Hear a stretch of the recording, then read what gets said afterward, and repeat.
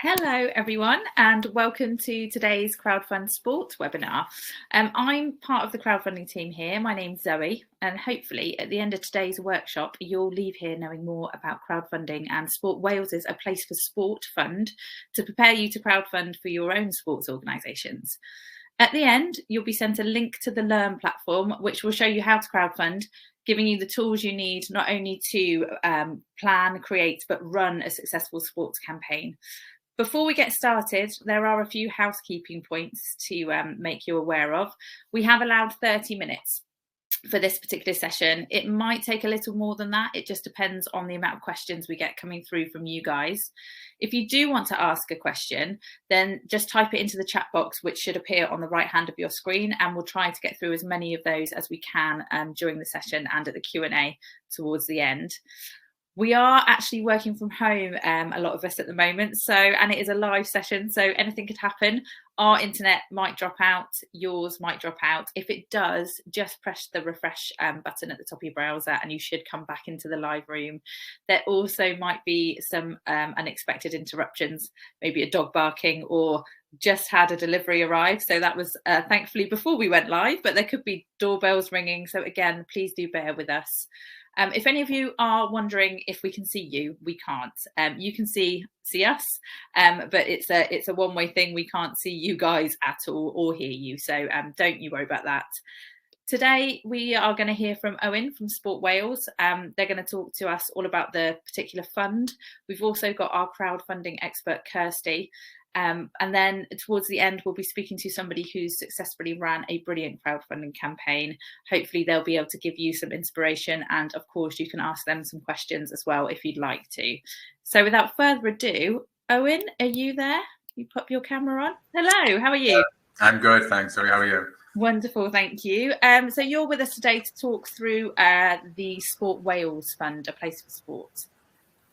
Yeah, absolutely. So I should just say I'm in the office, so if there are any dogs barking here, then we're probably in a bit more trouble than if they're barking with you at home. So yeah, our fund, this is a pilot approach for us that's going to run up until April of next year before we review it and see how that's worked. Came about because we know that Crowdfunder have worked with organisations such as Sport England and other home councils, and some of the learning they had there about the effect of this sort of crowdfunding approach and how it amplifies public funding, gains community investment and community engagement. So it's something that we were really keen to test. For our specific fund, I know you are going to obviously look through what makes a good crowdfunder project and how people can go about it through the course of the webinar. But just to give the details of our specific fund, we're looking at capital investments. We've got the Be Active Wales Fund that's still up and running with Sport Wales. And anyone who wants to access things to help participation, on field, on the court, that type of thing, they can still come into Sport Wales through the normal channels. But for the crowdfunder fund, we're looking at things sort of off field, how that capital investment into things such as changing room adaptations, new generators, solar paneling.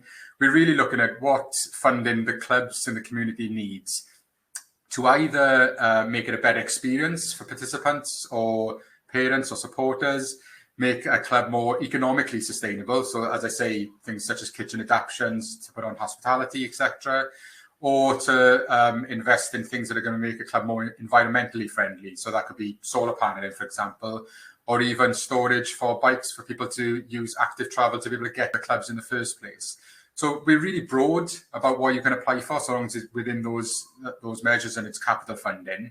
And certainly, what we found through this early stages, because the assessment process, we're only looking at a crowdfunder page to see if it's relevant or not. We're able to spend a lot more time customer service, working with clubs, working with applicants around the type of thing they come in for. Once they come in for that funding, if a project is eligible, we can fund up to 30%. If it's eligible and it tackles inequalities, so for example, if it's a changing rooms adaptation, but it's specifically to grow female participation in sport, for example, then we'll increase that to 40%. And if a club comes from one of the 20% most deprived communities in Wales, and we use the Welsh Index of Multiple Deprivation to determine that. So if your postcode of the club essentially is one of the most poor areas of Wales, we'll automatically fund that project up to 50%. Now, there is a cap on that. It's up to £15,000. but up to £15,000 or between 30 and 50% is what we'll fund based on that. There are a couple of other criteria. So once we've made that pledge, we expect crowdfunding projects to reach a certain number of unique supporters. And it's not onerous. We're talking 25 supporters for the lower end, up to 75 as it goes through. But it just ensures that we're making sure that these projects are community-based. And also, we need crowdfunders to actually reach their target. So if they reach 25% of their funding, we'll commit our element of that pledge as well. And then they need to reach their final target to receive that funding. Within that scope, then realistically, and we're very broad about what we're trying to achieve. There's a range of different things, as I say, applicants come in for. The types of things that we've been really told by clubs, by communities, by our partners and governing bodies of sport they need. And as I say, the range of things in which we can support is not exclusive of anything. So we're really open to hear some of those innovative projects. I know we've got recently one that we've pledged to support a gymnastics club in Newport who have a porta cabin. They want to turn into a coffee shop for a better experience for parents. That's the kind of thing we would never normally support, but actually we know that's going to lead to a better experience. It's going to lead to more participation, and it's going to really engage the community. So that's the basics of the fund. All the details are on our website. The Q&As are on that website. All the details, as I say, in depth, and we're also really open if anyone wants to communicate directly to us through our email or investment phone numbers. They're all on our website, and we're happy to have more of a specific bespoke conversations around their individual grants. Thank you, Owen. That was really informative. I was going to ask, is there a particular type of organisation or particular sports clubs that you're looking for? But it sounds as if it's pretty broad, this fund. Yeah, so it's still in the sense of who can apply will still be the same as our traditional grants, so not-for-profit community sports clubs. Mm-hmm. We wouldn't try and fund private providers or national partners or governing bodies. We already fund in different ways. But beyond that, then it really is open to clubs to be able to come in and access that funding. Wonderful, thank you. Well, would you mind sticking around until the end of the webinar? And then if anyone has any questions for you specifically, they want to pop them in the chat box. And then Owen will be back for the Q&A at the end. That was brilliant, thank you. Right, now let's talk a little bit more about crowdfunding and crowdfunding for sport. So Kirsty, are you there? Hello. Hi. Hello, I will leave you to it. Thank you very much, Zoe. Okay. So great. Thanks for that summary, Owen. That gives you the detail of the funds. So what I'm going to do is cover off the basics of crowdfunding, introduce you to that. So what is crowdfunding? It's a great way to raise money and awareness for your organisation by engaging with your community. You're going to, first of all, create a page on our online platform, which is really easy to use. Don't worry if you're not too tech savvy. It's very user friendly and really does just take you through step by step how to create your page. Once you've created your page, you're going to be spreading the word and just pushing out your message to the whole community. It's really important to make an engaging page so that it's targeted at the whole community. Don't fall into that trap of simply writing something aimed at your club members, for example, because they're already the most likely people to support you anyway. So you want to be reaching out to a much wider audience to really make the most of your crowdfunding. So it's just about sharing it with the whole community. Your page will look something like the one on the screen here. So we're looking at bold headings and lovely images. So first step is really to write down your story and put it into sections, telling people who you are, what you're doing and why it's so important. And then think about adding what we call visual texture to your page. Make it look attractive and appealing so people want to stay on it and read about what you're doing. So, you want the bold headings, nice pictures and a video as well. So a video helps to engage more with your supporters. It puts that personal touch to it so they can see who's behind the project. And it's good for people who are potentially short on time, just want to be told about your project in a nutshell. So 1 to 2 minutes is absolutely perfect just to grab the audience's attention. Okay, and actually just on that point, I'm going to make sure you're aware that once you want to create your page before you apply for your funds, so you want to make it how you're going to go live with it before you apply to Sport Wales, because they will look at your project page when they're considering your application as well. So rewards is something you'll read about on our website and our courses. Rewards is a way of offering a reward to people in return for the financial contribution. So we do offer donations only projects, but rewards helps you just go to that extra level and offer something more to your community. We are the top rewards-based crowdfunding platform in the UK, so we make it nice and easy for you. Try to offer a range of rewards targeted at different audiences. So your members might be tempted by a one-to-one coaching session, but you could also offer up sponsorship or advertising space to larger donors. And then you want to think about those in the wider community who don't necessarily have a connection with your club or your sport already, and think about how you can get them to pledge. So speak with local businesses. They may want to support your campaign, and rather than a financial contribution, or in some cases as well as a financial contribution, they can offer products or services to use as rewards. So offering these at a slight discount means that anyone in the area will be keen to make a pledge or to grab a bargain potentially, and you can make them exclusive. So on this screen, there's a few screenshots of various rewards. We've got one that is obviously sports related. We've got the sports shirt sponsorship there for a cricket team, but in amongst all that, we've got a voucher for a local fish and chip shop, and also there's some conversational Greek lessons available. So think outside the box with rewards and think how you can reach out to people outside your club. Now, multiplying your project. We have a feature called Multiplier, which is a really great way of just increasing the amount that you raise and the number of people that are involved. It allows people to fundraise on behalf of your project. So perhaps you have some individuals that want to do something special to raise funds for the club, like a sponsored swim or run a marathon. Or perhaps you have different teams or squads within your club, and they can have a bit of a competition going to see who can raise the most and get that competitive streak coming out. So it's a great way to get more people involved in promoting the campaign, tapping into their personal networks as well. And it can, as I say, add a great competitive element to a campaign as well. So one of the great examples of using this feature was the Brixton BMX track. And they had 23 fundraisers.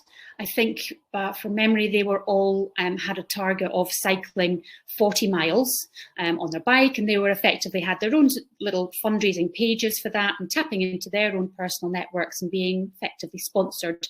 And then the money all goes into that main project page. So it's a really good way of getting people involved. So I'm just going to go over the detail again that Owen's already touched on, actually. So the Sport Wales fund that we're talking about. So there's £300,000 been made available.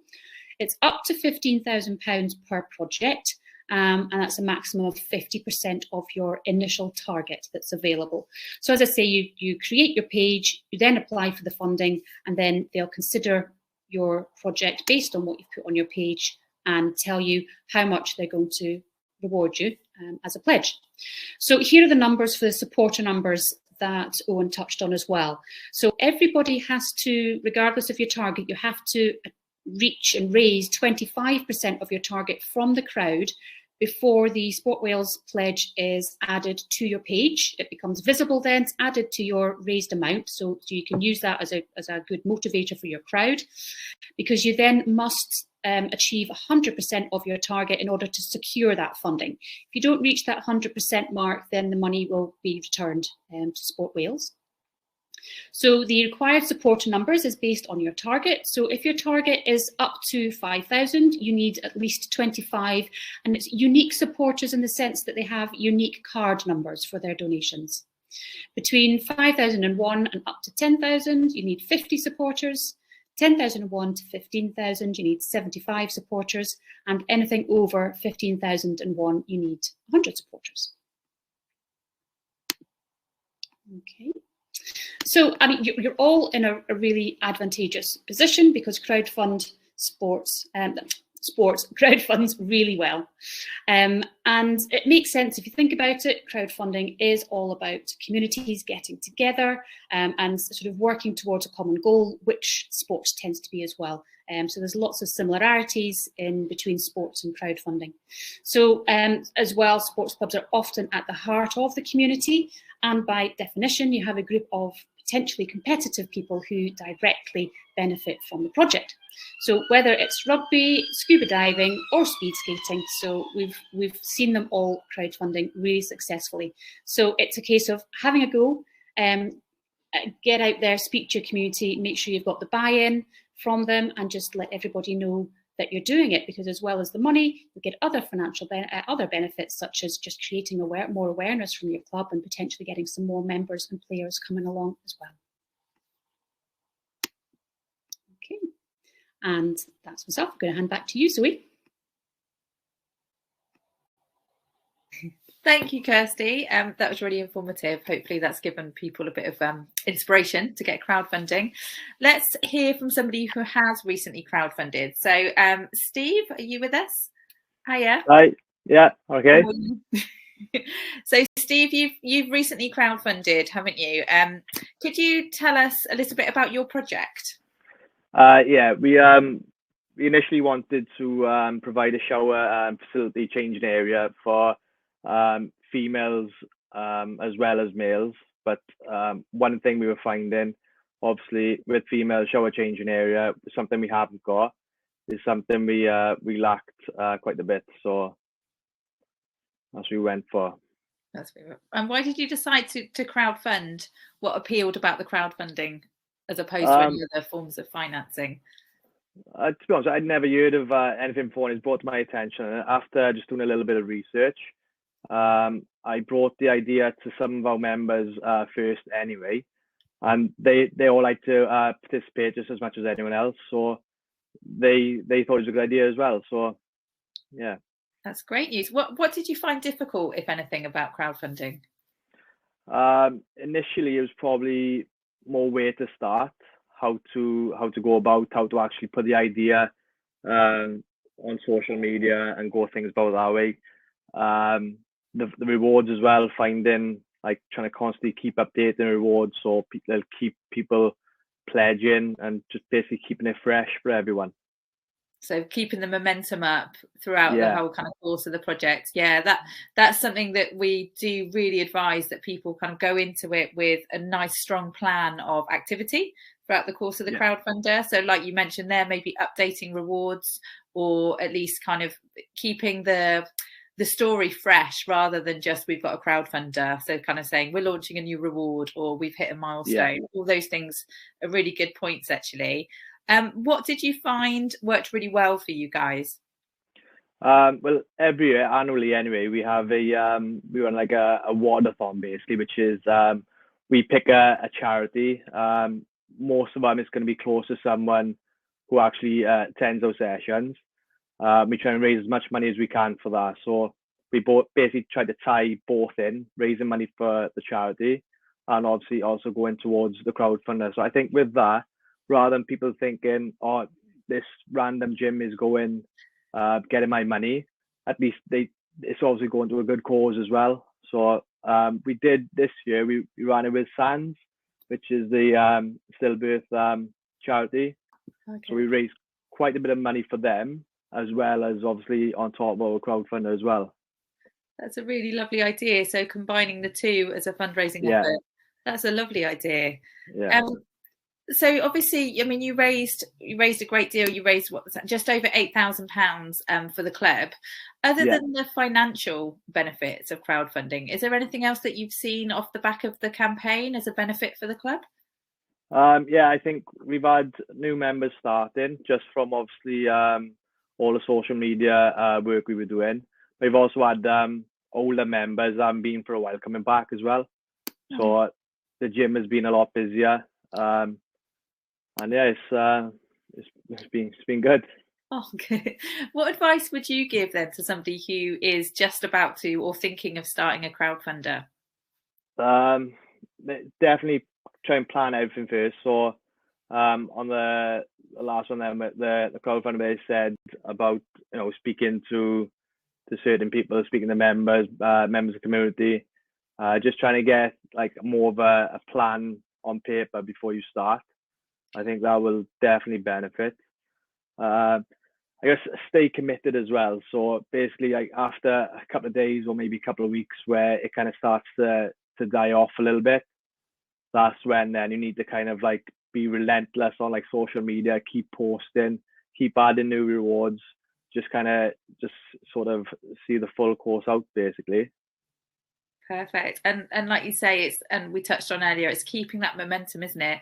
We recommend the perfect kind of the sweet spot for running a crowdfunding campaign is kind of 4 to 6 weeks, which doesn't seem like a huge amount of time, but throughout that you do need to really try and keep that momentum going, which can be quite a lot. So if it's a good idea to lean upon members of the club, you know, friends, family, to kind of bring them in at the early stages, to give them tasks as well. So you're not all, you know, trying to do it yourself. Having a small team of people around you is really useful, and that's great for sports because you generally do have that already, don't you? Club members or team members. You mentioned there about it dipping off after a couple of weeks. That is something that's quite common with crowdfunding. So there's normally a flurry of pledges at the beginning. Everyone's all excited about it, and then it can dip. We call it the U. So it dips to the bottom of the U, potentially in the middle, and then as it's about to end, people get excited about it again. So like you mentioned, Steve, it's really good to have a bit of a plan in place for those middle few weeks, especially. Just to kind of keep it fresh, like you say, keep people pledging, and hopefully you don't get that dip in the middle. Would you crowdfund again, do you think, for the club? Yeah, definitely, 100%. Because like I say, we do, like say every year we're going to be raising money for charity anyway, so it's something we already do anyway. So I definitely would do it again, 100%. That's great news. Thank you. Well, would you mind hanging around? We'll have a Q&A in a couple of minutes and see if anyone's got any questions specifically for you guys for the weightlifting club. Is that okay? Yeah, of course, yeah. Wonderful. Well, as Steve mentioned there about planning, one of the best things really to do, guys, anyone that's thinking about crowdfunding, is just to go onto our learning platform. As soon as you start putting a page together, then you will be flagged up in the crowdfunder system and you'll start getting support from us. Obviously, we won't know about you wanting to crowdfund until you start that page. It can stay in draft mode until you're ready, but the thing I would advise is just go to that learn platform or start your crowdfunding page, and then you'll be able to work your way through all of those different courses, and then you'll be crowdfunding like a pro. I will just put a little link to the crowdfunding learn platform just into the chat box, but we'll send it through as well in the replay. So you'll have everything that you need in order to start crowdfunding. I've added it already, Zoe. Oh, well done. It's me trying to do it on camera. Perfect. Well, should we invite everyone back then and we can do a bit of a Q&A? There's Steve and Owen, if you'd like to pop back on screen. Thank you. Right, let's see if we've had anything come in while I've been talking away. Yes, we do. Some Delith. If we launched a crowdfunder campaign and received a grant, say from Cricket Wales, could we use that towards our target? Yeah, from our perspective, absolutely. There's still those caveats in terms of people need to get unique amount of supporters involved. But Cricket Wales or any other funder could be one of those supporters. So if clubs are able to, use the funding they get from Sport Wales and match that up with funding they get from their governing bodies, local authorities, or any other avenue to complement that, then that's all the better as far as we're concerned. So long as we say, the unique numbers of supporters and the overall target they need to hit are delivered, then how they go about that, working with other organisations, I think it's a great thing to be able to collaborate across the sector as well. Perfect. Thank you. We've got a few more minutes, guys. I think we've got 5 minutes. So we can definitely do some more questions if anyone's feeling brave enough to put some in the chat box.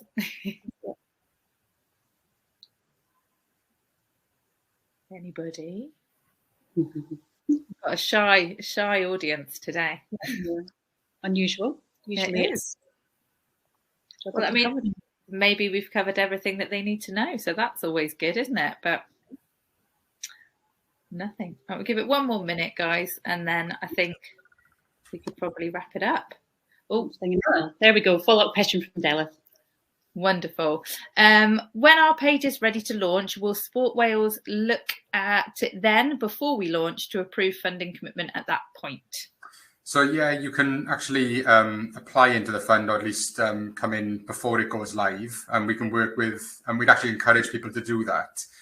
And that way we are able to sort of give feedback on whether we would support it, but also on what we know. And I know from the excellent coaching services that we get from Crowdfunder themselves, how you'll be able to support them in making that page more attractive. What are the additional things people can put in as benefits, as rewards, visually, how we can look, some of the written content. So we're able to, as I say, on that customer service focus side of things, really work with applicants to make sure their page is as good as it can be before it goes live. And then we also want to try to support all the way across. One thing we've seen so far, actually, and it's probably in nature of this being a different fund, is sometimes it's difficult for us to get that to and fro with clubs. You know, we are almost, and maybe Steve will say this, almost bombarding at times clubs with correspondence from us trying to make sure that they get the support they needed. But hopefully that's all us trying to encourage maximizing the potential of it. So in answer to the question, absolutely, we'll be able to look at it, to give feedback before it's launched. And then along the way as well, once it's launched, what we can do after that. Perfect. Thank you. And one little tip on that, I would just say, one of the best things you can do is actually look at other people's pages whilst you're designing your own. So get some ideas from that as well. It's always a good thing to do. Great advice, Kirsty, as well. Thank you. This is from Mike. What if you don't own the freehold, there we go, of your ground? Are you still eligible? You're still eligible if you're the leaseholder, but obviously we would expect or want there to be a long-term lease involved in that. So if there's any concerns on the specifics around that within a club, then please contact us and we'll be able to look at the bespoke issues around it. But you don't have to be the freeholder, but we would expect some sort of security on the lease at least. Okay, perfect. Thank you. This next question from Richard. Is the fund available for enhancement, etc., of existing facilities, or could it be used to develop new ones? Yeah, absolutely. It can be used to develop new ones. Obviously, there are some issues around planning permission, maybe, depending on the nature of the development. And obviously, there's an upper limit from our perspective of £15,000 of our contribution. So it depends on what type of development we're talking about. But in principle, then yes, so long as you're able to develop on that, then it's capital funding that we'd be happy to support for it. Okay, wonderful. I think you probably touched a little bit upon this slightly earlier, but I guess on a bigger scale, this is from Roderick, can this be part of a wider fundraising effort looking at other grants, etc.? Yeah, absolutely. Obviously, from our perspective, if there is another grant, then for it to be part of the overall total that a club is aiming to get to, then it'd have to come in via the Crowdfunder page. But there's no reason why, if it's by the Crowdfunder page or otherwise, that if a club want to put two grants together, from our perspective, that they can't do that. We want to make it as easy as possible and collaborate across different organisations to be able to maximise funding for that club. Wonderful, thank you. This is just can I just add something in there, Zoe? Sorry, just from a crowdfunding perspective, if you're doing it as part of a wider fundraising effort as well, then it can be useful to put the details of what you're doing in the background on your crowdfunding page so that your community is very aware that this is just a small part of a larger effort. And also just thinking about your timing of crowdfunding, because having a successful crowdfunder is great tangible evidence to take to other funders as well. So yeah, just think about the timing of before you do it, before you do your applications and things. Perfect. Thank you, guys. It's okay. This is coming from Derek. Can I just clarify if we can transfer money from the existing crowdfund, and does this only count as one donor? So whether they've got one up and running currently, I guess is. Well, if there's a current up and running crowdfund, and you guys at Crowdfunder will be able to correct me on this, but if there's a current up and running crowdfunder that's eligible for Sport Wales funding, and it's open at the moment, then there's no reason why we couldn't just pledge our money towards that crowdfunder. It'd be the same principles in terms of the unique number of supporters, but it wouldn't count as one. We would almost piggyback onto your existing crowdfunder rather than you pull your existing crowdfunder into a Sport Wales fund. Yeah. But so if you've got an open one and you think it might be eligible, then there's obviously a way for you just to apply into Sport Wales Yeah, I think as well, off the back of that, if maybe what you're running at the minute isn't necessarily eligible, but you're thinking of possibly crowdfunding again, I'm not sure if you touched on this earlier, Kirsty, but just bearing in mind timeframes, because if you've already crowdfunded, you might find that your crowd and your supporters might need a bit of a break before you go back to them with another crowdfunder and kind of asking for more pledges and things like that. So just have a little think about whether what you're running at the moment could be eligible, alternatively leaving a bit of a gap before starting up again. Okay, from Dallas. If we're aiming for the full 15k from Sport Wales and we're eligible for 30% funding from our, then our target would be 45k. Is my maths right? Well, I think that would add up to 90%, wouldn't it? So it'd be slightly above that. But the principle of it is, if you're eligible for 30% from us and you want 15k from us, then yeah, you're essentially talking that we would be providing 1/3 of your overall target, so 45k. The maths is slightly out. It'd probably be about 48k. My maths isn't great either, but essentially yes. Kirsty, I'm not going to I'm going to give that to one. I think it's correct. But yes, I think, like you said, you're essentially putting in the 30% of whatever that target would equate to. Yeah. Okay, wonderful. Just having a quick little look through here. And I think, all right, I think that's it. In terms of eligibility questions, because that's all going to be on the back of your particular organisation. If you want to head to either the crowdfunding page, which has got the Sport Wales information, alternatively the Sport Wales website, as Owen said, you can have a look at your particular eligibility on there as well. But I think if that's Derek's one, if it is already up and running, live and funding, when you log into your project, if you go to your dashboard, there's an extra funding section. Go into there, and if you're eligible, it should be in there. To apply, or else tick a box that allows us to share your details with our partners, and if you're eligible, it will flag up. Perfect. Yeah, so that's for all existing crowdfunders. If you're just about to start, have a little look on the funding pages as well of the website, and you'll be able to see exactly what Sport Wales are looking for. And if there's any around the specifics of Derek's application, obviously, if there's any confusion in doing that through crowdfunder, then drop us an email to Sport Wales and we'll be able to have a look at it, at least from that way. Perfect, thank you. We will send through a replay to the webinar, and we'll include your email address in that as well, if that's okay, Owen. So you've all got all of the contact details you need. We just had one final one, sorry, from Delith. Sorry, one more. You mentioned multiplier pages. Do they only count as one supporter? The fund. Good question. Question for you. We're on the semantics of that. I think my gut, I need to double check. I don't want to say anything that's wrong. My gut tells me that the supporters, for the number of supporters within the fundraiser would potentially feed into the main project as well, because they're effectively counting cards, numbers of unique card numbers that have donated. But I think I would like to double check that for you, Delith. We can pop the answers to that one in follow up. I'm with you, Kirsty. I think when I think back to Spencer Lacrosse, I'm pretty sure they had 300 odd supporters, and that was down to their multipliers. But we will put a definitive answer in the follow up for you. But if that's all, I think it's definitely, hopefully, given you all some food for thought and inspired all of you to start crowdfunding. If there's anything else you'd like to add, Kirsty, any kind of next steps for people? Next steps is just do the online learning. It really will consolidate everything we've covered today and point you in the right direction, and start your page, because then that will trigger all the tips and the guidance that we send out to you. Wonderful. So thank you so much for coming along today, and thank you to today's panel as well for joining us. And I really hope you all found it useful, and good luck with your crowdfunding journeys, guys. Thank you very much. Thanks. Bye-bye. Bye.